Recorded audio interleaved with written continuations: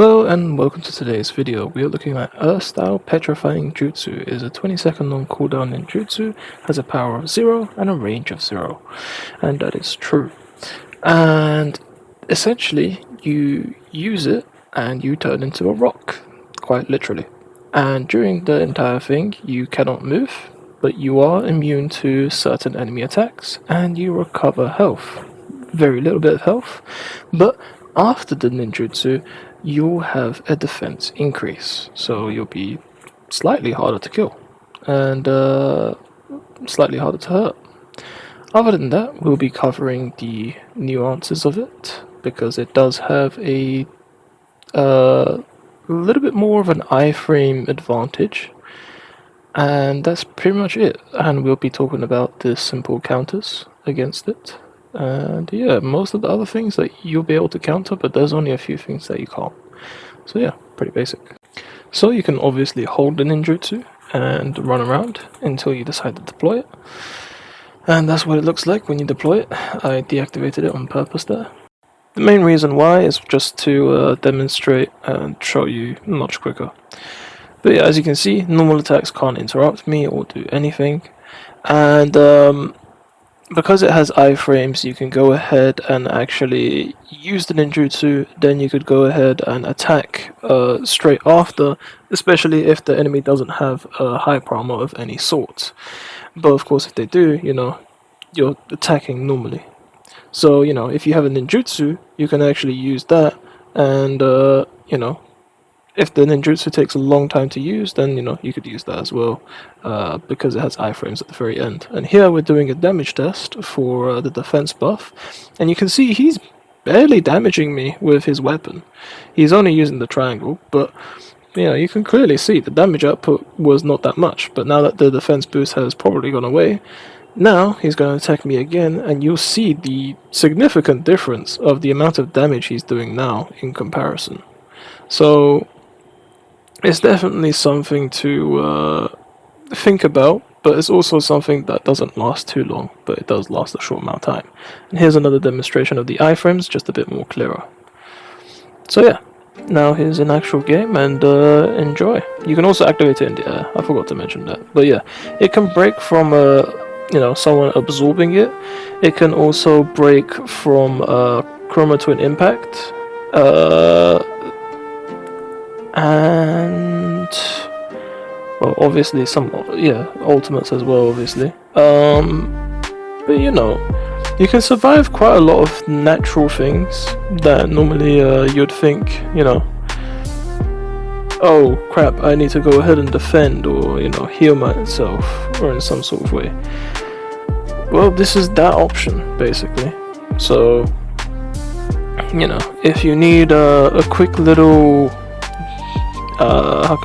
defense of some sort, if you need to protect yourself from a ninjutsu, then this is quite a good valid option, while also restoring a small amount of your health and while giving you a defense boost.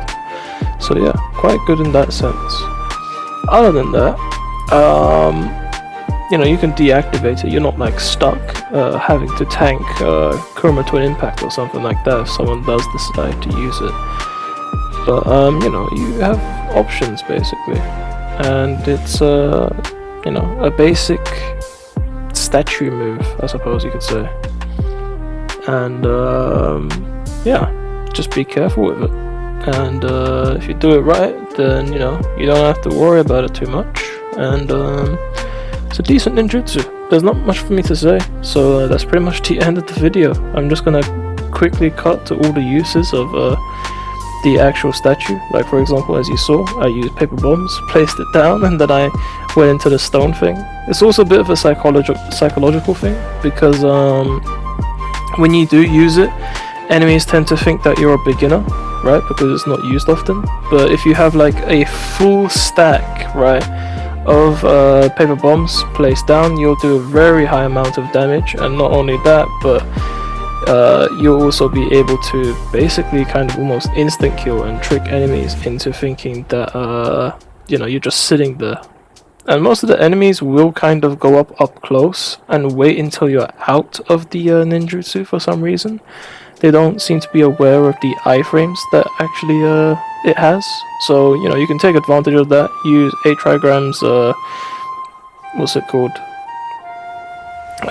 8 trigrams palm rotation, and that would be more effective than what I'm using here. But I'm using mud wall because you know, I'm waiting for the next video that I'm gonna do, which is gonna be mud wall. So at least you get to see a little bit of a preview of it. But yeah, you know, Petrifying Jutsu is interesting in the very least, and it's a good bait. That's all I can say. It is a very strong baiting ninjutsu, and I think that is what's important because a lot of players don't recognize it as a bait ninjutsu. Instead, they see it as something completely pointless. But in my eyes, you could probably go ahead and, you know, use it quite effectively actually, because you know, you can use the iframes to even escape Amaterasu. So for example, let's say they were already about to use Amaterasu on you, but then you immediately went into your stone.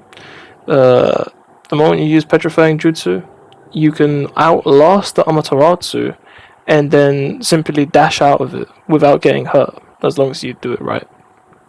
But yeah, literally, the iframes are long enough for you to avoid Amaterasu, so it should say something. But yeah, that's pretty much it. It doesn't do any damage, just keeps you there. Doesn't last too long, but you know, has a long cooldown for some reason, which I feel like is a bit broken because you know, doesn't do much. But at the same time, I suppose it's okay. They could have increased the healing, to be honest with you. If they increased the healing of it, I feel like that would have been reasonable. But yeah, anyway, maybe just reduce cooldowns or something. I don't know. Whatever. It's a good ninjutsu. It's just not used often, and it could be used in a creative way. So yeah, peace out.